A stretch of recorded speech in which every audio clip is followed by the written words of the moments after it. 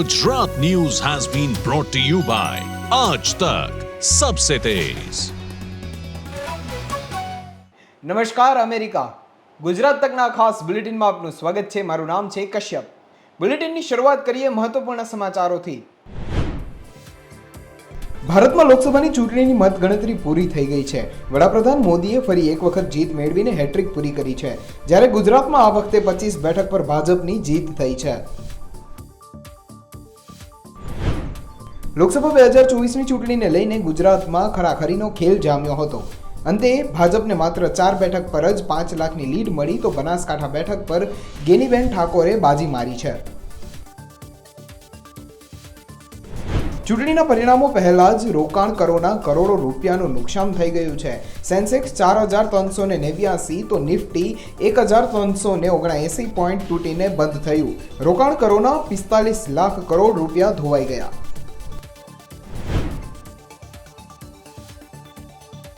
લોકસભાની ચૂંટણીના પરિણામોમાં ઉત્તર પ્રદેશમાં ભાજપનો સપાટો થયો છે। અયોધ્યા અને અમેઠીમાં મોટો ઝટકો લાગ્યો, તો રાહુલ અખિલેશની જોડીએ કમાલ કરી। સ્મૃતિ ઈરાનીની હાર થઈ છે।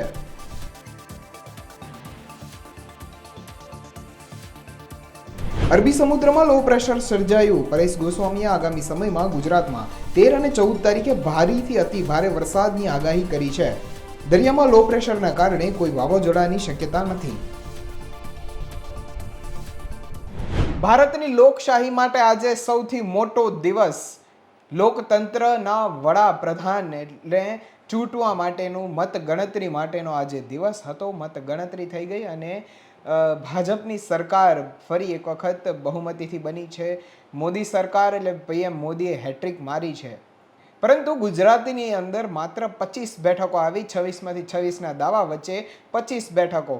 એક બેઠક એટલે કે બનાસકાંઠાની બેઠક પર ગેનીબેન ઠાકોરે બાજી મારી લીધી છે। શું છે સમગ્ર વિગત જુઓ। નમસ્કાર, હું નિશિત રાજ્યગુરુ। સમગ્ર દેશમાં એ ચર્ચા અત્યારે ચાલી રહી છે કે ભારતીય જનતા પાર્ટી અને એનડીએની બેઠકો ખૂબ ઘટી ગઈ છે। જે ધારણાઓ, જે અનુમાન, જે એક્ઝિટ પોલમાં આંકડા હતા તેનાથી એકદમ વિપરીત આંકડાઓ મળી રહ્યા છે। પરંતુ એક ચર્ચા આ દેશના કિનારે પણ થઈ રહી છે કે ગુજરાત, જ્યાં તમામ 26 બેઠકો છેલ્લા 2 વખતથી ભારતીય જનતા પાર્ટી જીતી રહ્યું હતું, તેમાં ડેન્ટ પડ્યું છે। અને આ ડેન્ટ બીજા કોઈ નહીં પરંતુ બનાસકાંઠાના વાવથી ધારાસભ્ય ગેનીબેન ઠાકોરે પાડ્યું છે। એ ગેનીબેન ઠાકોર જેમણે પ્રચારમાં અનેક વાતો કરી, એ ગેનીબેન ઠાકોર જેમનું ઠાકોર સમાજમાં એક મોટા નેતા તરીકેનું નામ છે, તેમણે રેખા ચૌધરીને માત આપી અને બનાસકાંઠાથી લોકસભાની સીટ જીત્યા। પરંતુ સૌથી મોટો સવાલ એ છે કે બનાસકાંઠાથી ગેનીબેન જીત્યા તો તેની પાછળના કારણો શું છે? કઈ એવી સિક્રેટ વાતો છે, કઈ એવી સિક્રેટ સ્ટ્રેટેજીસ છે જેના કારણે ગેનીબેન ઠાકોર ત્યાંથી જીત મેળવવામાં સફળ રહ્યા? એક એક કરીને આ મુદ્દાઓને સમજવાનો પ્રયાસ કરીએ અને આ મુદ્દા જાણ્યા બાદ તમે સમજી જશો કે ગેનીબેન ઠાકોરની જીત પાછળના પરિબળો શું છે। સૌથી પહેલું કારણ છે શંકર ચૌધરીની સામેની નારાજગી। જી હા, ભલે શંકર ચૌધરીને જવાબદારી આપી હોય રેખાબેન ચૌધરીને જીતાડવા માટેની, પરંતુ સૌ કોઈએ વાતો કરતા સાંભળવા મળ્યા કે શંકર ચૌધરીના વર્ચસ્વના કારણે, ડેરી સંસ્થાનોમાં વર્ચસ્વના કારણે એક આંતરિક જૂથવાદ ઊભો થયો હતો। અને એવી પણ ચર્ચાઓ થઈ કે શંકર ચૌધરીને હરાવવા માટે જ લોકોએ કોંગ્રેસ તરફી મતદાન કર્યું। એટલે કે આ લડાઈ ગેનીબેન વર્સિસ રેખાબેન નહીં, પરંતુ ગેનીબેન વર્સિસ શંકર ચૌધરીની થઈ ગઈ।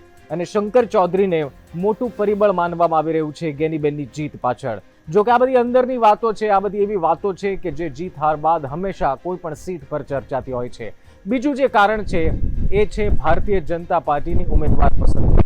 રેખાબેન ચૌધરી એક એવો ચહેરો છે જે રાજનીતિમાં આમ તો નવો ચહેરો છે અને સામે હતા ગેનીબેન ઠાકોર, એક એવા નેતા જેને ચૂંટણી લડવાનો બહોળો અનુભવ છે। લોકો સાથે કઈ રીતે વાત કરવી, લોકો સાથે કઈ રીતે વર્તન કરવું, આ તમામ વાતો જાણતા હતા ગેનીબેન ઠાકોર અને એનો જ ફાયદો ઉઠાવીને રેખા ચૌધરીને માત આપવામાં ગેનીબેન સફળ થયા।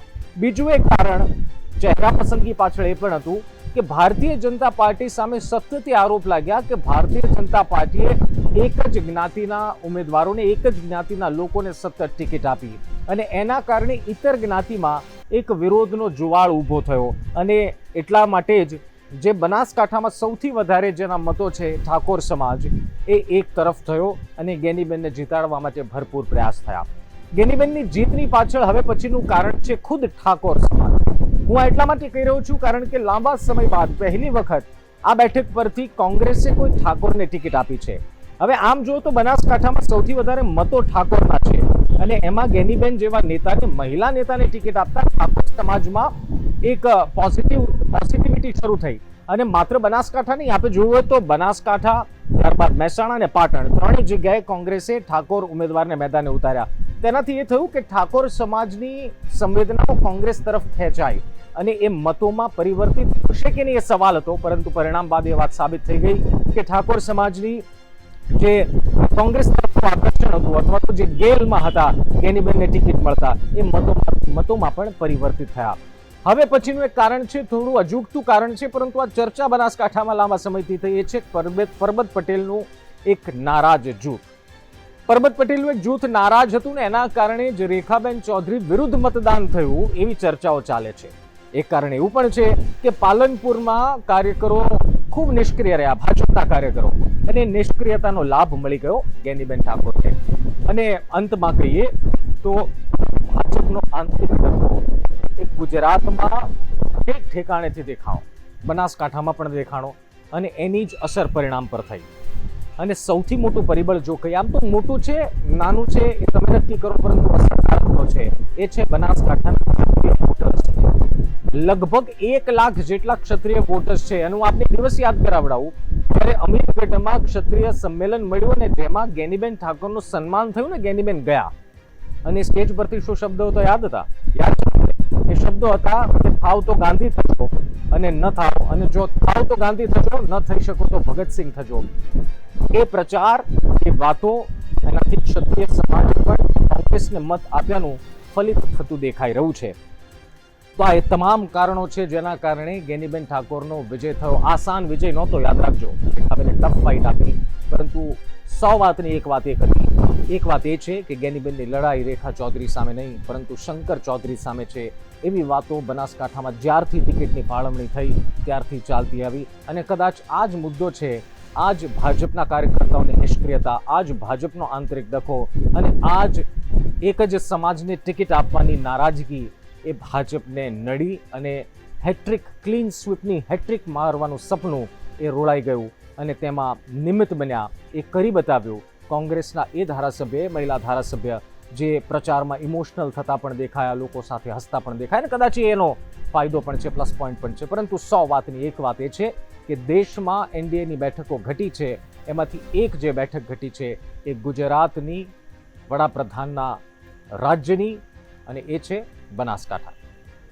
બનાસકાંઠામાં ગેનીબેન ઠાકોરનો ભવ્ય વિજય થયો છે અને ઠાકોર સમાજ સહિત બનાસકાંઠાવાસીઓ તેમને સ્વાગત કરવા માટે પહોંચે છે. આપ જે રીતે જોઈ શકો છો કે મોટી સંખ્યામાં તેમનું ઠેર ઠેર સ્વાગત થઈ રહ્યું છે. અહીંયા પણ મોટી સંખ્યામાં તેમના સમર્થકો પહોંચ્યા છે અને વિન કરી રહ્યા છે. આપ જે રીતે જોઈ શકો છો, આજે ગેનીબેન ઠાકોર જે રીતે જીતીને સામે આવ્યા છે ત્યારે તેમાં ઉત્સાહ જોવા મળી રહ્યો છે. ઠાકોર સમાજ સહિત કોંગ્રેસના કાર્યક્રમોમાં ઉત્સાહ જોવા મળી રહ્યો છે. આપણે એમની સાથે વાત કરશું. આપ જે રીતે જોઈ શકો છો કે વધાવી રહ્યા છે, ઉત્સાહને વધારતા જોવા મળી રહ્યા છે. મોટી સંખ્યામાં લોકો તેમના સ્વાગત માટે પહોંચ્યા છે. આપણે એમની સાથે વાત કરશું કે જે રીતે કહી શકાય છે કે આજે એક ખૂબ જ મોટી જીત લઈને ગેનીબેન આવી રહ્યા છે. કાકા, તમને પૂછવા માંગુ, ગેનીબેનની જીત થઈ છે, શું કહેશો?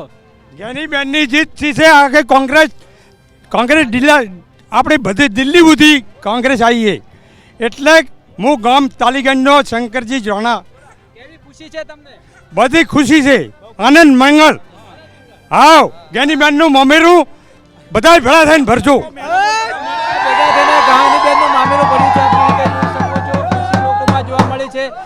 તમે શું કહેવા માંગો છો? ગેનીબેનની જીત થઈ છે. અમારા જે જ્ઞાનીબેન આવે અમને ખૂબ આનંદ છે અને ખૂબ મજા છે. અમને અમારા બનાસકાંઠામાં બેનીબેનને અમારે જીતાડવાના હતા, એટલે અમારે જ્ઞાનીબેને અમારું આબરૂ ઠાકોર સમાજનું પણ રાખ્યું છે. એવું અમારે જ્ઞાનીબેનની જય બોલું છું હું. તમે શું કહેવા માંગો છો? ગેનીબેન ભવ્ય વિજય થયો છે, શું કહો છો છોકરાઓ, યુવાનો શું કહેવા માંગો છો? કુશલ છે, બહુ કુશલ છે. અમે તો બુમત પણ હા બહુ. ઠાકોર સમાજને પહેલી વાર આજે કોંગ્રેસમાં ટિકિટ આપવામાં આવી હતી અને એમાં જીતીને આવે છે. આપ જોઈ શકો છો કે ઠાકોર સમાજના માંગો છો આપ? બનાસના બેન જ્ઞાનીબેન તમે શું કહેવા માંગો છો? પહેલી વાર ઠાકોર સમાજની ટિકિટ આપ કઈ સમુદાયમાંથી આવો? અમે તો બધો સપોર્ટ આપ્યો તો જ્ઞાનીબેનને અમે મોનતા મોનીથી માતાજીને તો અમે ખૂબ ખૂબ આભાર કે અમારા જ્ઞાનીબેન સરકાર આવી ગઈ છે, દિલ્હી સુધી પહોંચી શકી છે. તમે શું કહેવા માંગો છો? તો આપ જે રીતે જોઈ શકો છો કે મોટી સંખ્યામાં લોકો જ્ઞાનીબેનને ઉત્સાહ વધાવી રહ્યા છે. આપને પૂછવા માંગીશ, જ્ઞાનીબેન જે રીતે એક ખૂબ જ સારી રીતે જીતીને સામે આવે છે, ઠાકોર સમાજને પહેલી વાર ટિકિટ આપવામાં આવે તે કેટલો ઉત્સાહ, શું કહેવા માંગો છો? ઉત્સાહ એટલે સમગ્ર બનાસવાસીઓને એટલો ઉત્સાહ છે કે ગુજરાતની અંદર આજ દાડા સુધી 26 સીટો ભારતીય જનતા પાર્ટી જીતતું હતું, પણ આ ફેરા બનાસની અંદર એક શંકરભાઈને હરાવવા માટે જ્ઞાનીબેનને જીતવા માટે મૂક્યા હતા. અમારો લક્ષ્ય એક જ હતો, શંકરભાઈને હરાવવા માટેનો હતો અને જ્ઞાનીબેન એ કારણે જીત્યા છે. કયા કારણો છે એવા જ્ઞાનીબેનને જીતવાના? કયા કારણો? જ્ઞાનીબેનના જીતવાના કારણ એક જ હતું કે બનાસકાંઠાની અંદર આ છેલ્લા 15 વર્ષથી ચૌધરીવાદ ચાલતો હતો. એ ચૌધરીવાદ મિટાવવા માટે આ ફેરા ઠાકોર સમાજને ટિકિટ આપી છે અને ઠાકોર સમાજ સાથે હરેક સમાજ સાથે રહી અને ચૌધરીવાદ મિટાઈ નાખ્યો છે અને જ્ઞાનીબેનને જીતાડ્યા છે. તમે બનાસની બેનનું મામેરું ભરવાની વાત કરી છે, કેવી રીતે ભર્યો તમે? આજે અમે બનાસની બેનનું સમગ્ર ગુજરાતની અંદર નહીં પણ ઓલ ઇન્ડિયાની અંદર વસ્તીને ખબર પડી છે કે બનાસની બેનનું મામેરું આજે ભરાઈ ગયું છે. મેણા બોલતા હતા એ મેણા ભાગી નાખ્યા છે. કેવી મહેનત! અમે એડી ચડીનું જોર લગાવી 18 આલમે, એવું નથી કહેતો કે 18 આલમે ખૂન પસીનો એક કરી અને બેનનું એક રૂપિયો આપી અને આ મોમેરું એમનું ભરી નાખ્યું છે. તો શું કહેવા માંગો છો તમે? અને અમે તમારો પણ બહુ આભાર માનીએ છીએ TV9 અને ગુજરાતના હરેક પત્રકારનો, જે અમારા બનાસકાંઠાની અંદર ખૂબ જગ્યાએ ગયા, બધી જગ્યાએ ગયા. ઘણા એમ કહેતા હતા અમે 5 લાખથી લીડથી જીતશું, પણ 5 લાખની જગ્યાએ 5 લાખ વોટ તો લાવો ભાઈ. બનાસકાંઠામાં આ તો અમારી સરકાર છે. જ્ઞાનીબેન, હવે થોડી વારમાં જ તમારે સ્વાગત માટે અહીં આવ્યા, તમે કેવી રીતે સ્વાગત કરશો? અમે બધા અહીંયા ફૂલ આરતી ડીજેથી, જો ડીજે ઉપર તોપ ધામ ફૂલો વેરવાના છીએ. ફૂલ ધૂમધામથી એમનું સ્વાગત કરવા માટે ડીસાવાસીઓ ઊભા છીએ અને ડીસાવાસીઓને પણ એક ઉમંગનો લાગણી છે કે અમારી બેન જીતી. તમે શું કહેવા માંગો? અમારા મનુભાઈ રબારી ટેકરાના ખૂબ ખૂબ અભિનંદન. અને તમે જ્ઞાનીબેન જીતીને આવ્યા, શું કહેવા માંગો? ખૂબ ખૂબ, હું તો સાહેબ ખુશી છે તમારી? ખુશી જબરજસ્ત સાહેબ. ન્યૂઝમાં તમે હાલતા હતા કે જીતવાના છે. એ રીતે જોઈ શકો છો કે મોટી સંખ્યામાં લોકો અહીંયા ઉપસ્થિત થયા છે, જ્ઞાનીબેનનું સ્વાગત કરવા માટે અહીંયા આવ્યા છે. બીજા લોકો સાથે આપણે વાત કરશું કે જે રીતે જ્ઞાનીબેન ઠાકોર આગળ જીતીને અહીંયા સ્વાગત માટે. તમે કેટલી ખુશી છે જ્ઞાનીબેન? બહુ ખુશી છે ગરીબો માટે તો. હા, કેવા કામો થશે તમારા જ્ઞાનીબેન? બહુ સારા બહુ સારા લાગે છે તમને? હા, સારું, એકદમ સારું. ભાજપની સરકાર હતી, કયા કામ થયા છે તમારા વિસ્તારમાં? કાંઈ કામ નહીં થયા. હવે શું લાગે છે? હવે તો બહુ સારું એકદમ સારું. ગરીબો માટે જ્ઞાનીબેન આવ્યા, તમારે બહુ સારું. મહેનત કરી હતી તમે? ખૂબ મહેનત કરી, પણ ભાજપે કોઈ આપ્યું નથી. હા, કોંગ્રેસ હવે આપશે. હા, હવે આપશે. તમે શું કહેવા માંગો? જ્ઞાનીબેન જીતીને બેન આવ્યા એ સારામાં સારું ગરીબોનું કામ કરવા માટે. કેમ કે ભાજપવાળા આવતા હતા, ખિસ્સા ભરવા જતા હતા, કોઈ કામ કરતા નતા, બરાબર. એટલે આ એક આવ્યું એ પુનરાવર્તન કરવા, એ સારામાં સારી બાબત છે. આપ જોઈ શકો છો કે મોટી સંખ્યામાં અહીંયા લોકો જ્ઞાનીબેનના સ્વાગતમાં ઉપસ્થિત થયા છે. થોડી જ વારમાં જ્ઞાનીબેન અહીંયા આવવાના છે, ત્યારે આપ જોઈ શકો છો લોકોમાં એક ઉત્સાહ જોવા મળ્યો છે, ખુશીનો માહોલ છે. મહિલાઓ પણ કેટલીક અહીંયા છે, આપણે એમની સાથે જો વાત કરવાનો પ્રયાસ કરીએ તો શું કહેવા માંગો છો? જ્ઞાનીબેનને વધાવવા આવ્યા છો તમે, શું કહેવા માંગો છો? તો મહિલાઓ વાત કરવા તૈયાર નથી, પણ જે રીતે જોઈ શકાય છે કે મોટી સંખ્યામાં અહીંયા જ્ઞાનીબેનના સ્વાગત માટે લોકો પધાર્યા છે અને ખૂબ ઉત્સાહ અહીંયા લોકોમાં જોવા મળી રહ્યો છે. જે રીતે જ્ઞાનીબેન ઠાકોર અહીં જીતીને તેઓ પોતાના ગામ હાલ જઈ રહ્યા છે, ત્યારે ઠેર ઠેર એમનું સ્વાગત થઈ રહ્યું છે. લોકો ઉત્સાહ જોવા મળી રહ્યો છે, તેમને વધામણા કરવા માટે લોકો અહીંયા પહોંચ્યા છે. કારણ કે પ્રથમવાર ઠાકોર સમાજમાંથી એક મહિલા ટિકિટ લઈને સામે આવી હતી અને તેમનો ભવ્ય વિજય થયો છે. ભાજપના દિગ્ગજ નેતા જે કહી શકાય છે કે રેખાબેન ચૌધરીને હરાવીને તેઓ મેદાને આવ્યા છે અને તેમનો વિજય થયો છે, ત્યારે લોકોમાં ખાસો એવો ઉત્સાહ જોવા મળી રહ્યો છે. પરેશ પટિયાલ, ગુજરાત તક, બનાસકાંઠા. લોકસભા 2024ની ચૂંટણી ખૂબ રસપ્રદ રહી, કારણ કે અનેક બેઠકો ઉપર ગુજરાતની વિવાદ થયા, અનેક બેઠકો ઉપર કેન્ડિડેટને બદલાવવામાં આવ્યા અને અંતે મતદાન થયું અને આજે પરિણામ આવી ગયું. હવે પરિણામ આવી ગયું, પરંતુ જે વિપક્ષના નેતાઓ હતા તેમની હાર આવી ગઈ છે અને જે લોકો સત્તામાં પહેલેથી હતા તેમને ભાજપે જેને ઉતાર્યા હતા તેમની જીત થઈ છે. શું કહ્યું તેઓએ સાંભળો. આટલા મોટા વિસ્તારના તમામ સમુદાયના લોકોએ અમને જે સહકાર આપ્યો છે, અમને સ્વીકાર્યા નેતા તરીકે એ બદલ સૌનો આભાર પણ માનીએ છીએ.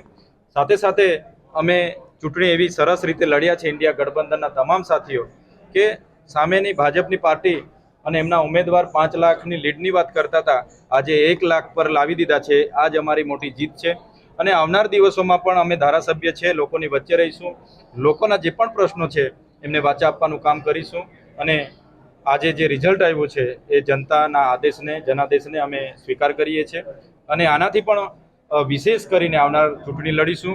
આ ચૂંટણી કાં તો અમે જીતવા માટે લડ્યા હતા અને કાં તો અમે એનાથી શીખીશું. એટલે આમાંથી શીખીને એનું એનાલિસિસ કરીને આવનાર દિવસોમાં આનાથી પણ વધારે સારી તાકાતથી સારી ચૂંટણી આવનાર દિવસોમાં લડીશું. ધન્યવાદ. આ ચૂંટણીમાં તમે જોયું હશે કે અમારી મહેનત પ્રમાણે જે અમને અપેક્ષા હતી છતાંય અમે ડેડિયાપાડા અને ઝઘડિયામાં તો ખૂબ સારી લીડથી આગળ આવેલા છે અને ભરૂચ, અંકલેશ્વર અને બીજી વિધાનસભામાં તો અમે નવા હતા. સાથી મિત્રો તમામ લોકોએ ખૂબ મહેનત કરી, અમારી શક્તિનો ઉપયોગ કર્યો, અમારી રણનીતિ અમે બનાવી. પણ જે પણ કચાશ રહી ગઈ છે આવનાર દિવસોમાં એનું મૂલ્યાંકન કરીશું અને એના પર અમે આવનાર દિવસોમાં હજુ મજબૂતાઈથી લડાઈ પ્રયાસ. હા, ચોક્કસ. એ કેજરીવાલજી જેલમાં હતા, એ આવતા તો પણ કંઈ ફેર પડતો, અમને માર્ગદર્શન મળતું. છતાંય અમે જે રીતે પણ ચૂંટણી લડ્યા છે ખૂબ સારી રીતે લડ્યા છે અને એનાથી ઘણું શીખવાનું મળ્યું છે અને આવનાર દિવસોમાં એમાંથી શીખીને વધારે સારી રીતે લડીશું. અહેમદ પટેલના પુત્રી મુમતાઝ અને ફૈઝલે ચૂંટણી પ્રચાર કર્યો નથી, તો તમને લાગે છે કે કોંગ્રેસ તમારાથી વિમુખ હોય? ના, કોંગ્રેસના તમામ સાથી મિત્રો એમને સહકાર આપ્યો છે, રાત દિવસ અમારા માટે મહેનત કરી છે. મુમતાઝબેન હોય એમણે પણ મહેનત કરી છે. બધાનો અમે આ પ્રસંગે આભાર માનીએ છીએ અને જ્યાં પણ કચાશ રહી ગઈ હોય અમે સાથે બેસીને મૂલ્યાંકન કરીશું અને જ્યાં પણ અમારે કચાશ હશે એનું અમે સાથે બેસીને એનું આવનાર ચૂંટણીમાં એનું નિરાકરણ આવે પ્રયાસો કરીશું. આજે જે લોકસભાના પરિણામો આવ્યા, અમરેલીની જનતાનો જે નિર્ણય આવ્યો છે એ શિરોમાન્ય છે. આપના માધ્યમથી સૌ પ્રથમ તો હું મારા કાર્યકર્તાઓનો આભાર વ્યક્ત કરીશ કે જેમણે ખૂબ અથાગ પ્રયત્નો કર્યા અને આ મુકામ સુધી ચૂંટણી લઈ આજનો જે અંતિમ ચરણ ચૂંટણીનું કહી શકાય કે મતગણતરી પછી પણ અડીખમ રીતના આ વિપરીત પરિસ્થિતિના પરિણામોમાં પણ સાથે ઊભા છે. સાથે સાથે આપના માધ્યમથી અમારા સામેના ઉમેદવાર જે હરીફ ઉમેદવાર હતા ને જેમને ખૂબ સારી જંગી બહુમતીથી જીત મળી છે એમને પણ હું અભિનંદન પાઠવીશ કે અમરેલીના જે વિકાસની વાત લઈને હું નીકળી હતી, પોતે પ્રજાની વચ્ચે મુદ્દાઓ લઈને ગઈ હતી કે અમરેલી વિકાસથી વંચિત છે, એ મુદ્દાઓને પ્રાધાન્ય આપીને અમરેલીને વિકાસની હોડમાં લઈ જવા માટેના બનતા તમામ પ્રયત્ન કરે. આ તકે એમને પણ વિનંતી અભિનંદન સાથેની કરીશ. જે પરિણામ આવ્યું એ શિરોમાન્ય છે.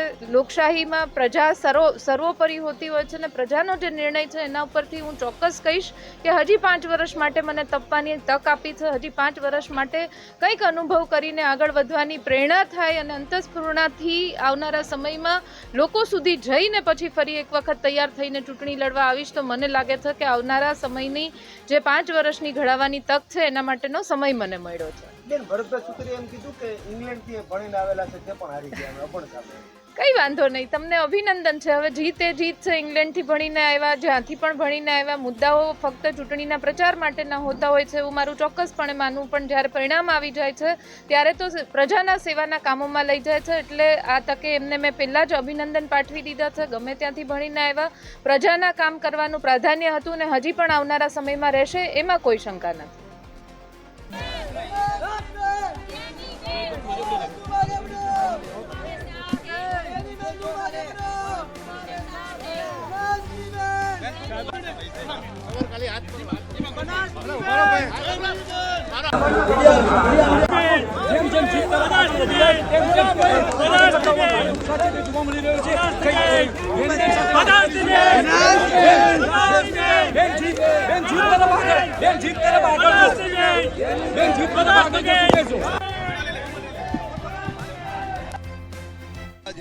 બનાસકાંઠાની જનતાનો, વહીવટી તંત્રનો, સમગ્ર તમામ અમારા કોંગ્રેસના આગેવાનો આ જીત એ મારી જ્ઞાનીબેનની નથી, આ બનાસકાંઠાના મતદારોનો વિજય છે. સત્યમેવ જયતે. ગમે એટલું કરીએ પણ અંતે તો લોકશાહીની અંદર મતદારો ભિન્ન બનતા હોય છે. અને એક મેં ગરીબ દીકરી તરીકે જે મામેરું માગ્યું હતું એ બનાસकांठा जनता मारू मामेरू भरी के जो वर्कर है बनासकांठा के वोटर से सभी का मैं दिल से शुक्रिया अदा करना चाहती हूँ. मुझे वोट और नोट दोनों बनासकांठा की जनता ने मुझे दिया है. मैंने जो वादा किया है मैं वादा निभाऊंगी. और बनास की बहन गैनी बहन जो नारा दिया था, एक स्लोगन दिया था, वो बनासकांठा के मतदारों ने जो सार्थक किया गया, मैं दिल से फिर से उसका शुक्रिया अदा करती हूँ. और मैं जब तक जिंदा रहूँ तब तक वो लोगों की सेवा करती रहूँगी. अब क्या काम है जो जिले के बाकी जो हमने जिला के लोगों से जो वादा किया है, ये वादा हम पूरा करने के लिए ट्राई करेंगे.